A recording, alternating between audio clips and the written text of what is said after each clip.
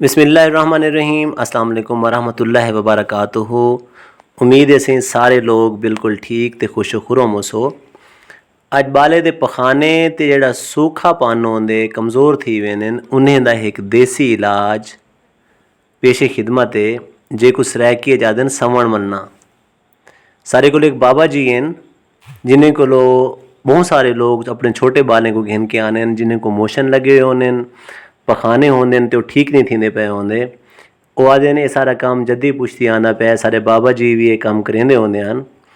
वो मखसूस कोई रगे हैं सर उन्हें को जड़ा है सरसों दे तेल नाल मालिश करेंदे बाजू कोहनी दे उत्तो उनके बाद पैर दे उतले साइड दे उत्ते कोई रगा होने मखसूस शर्तिया तौर दे उत्ते आदन भी दूजा हाड़े अगर तुसा आसो ते सवण मलवेसो तो उनके नाल जड़ा है ना मोशन भी रुक वेसन तेरा बाल कमज़ोर थींदा वेंदा हो सी वो भी बिल्कुल ठीक थी वेसी।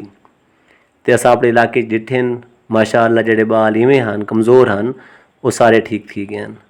अगले दफ़ा उन्होंने इंटरव्यू शामिल करेसूँ कि ये काम किवें करेंदे किने किने रगें दी मालिश करेंदे जिंदे नाल बाल ठीक थी वेंदे तो इंशाअल्लाह उनके नाल फ़ायदा थी सी। चलो अगर एक आसान जी टोटके नाल बाल ठीक थी वेंदे तो इन्हें को वध के तो कोई चीज़ कह नहीं ना सही।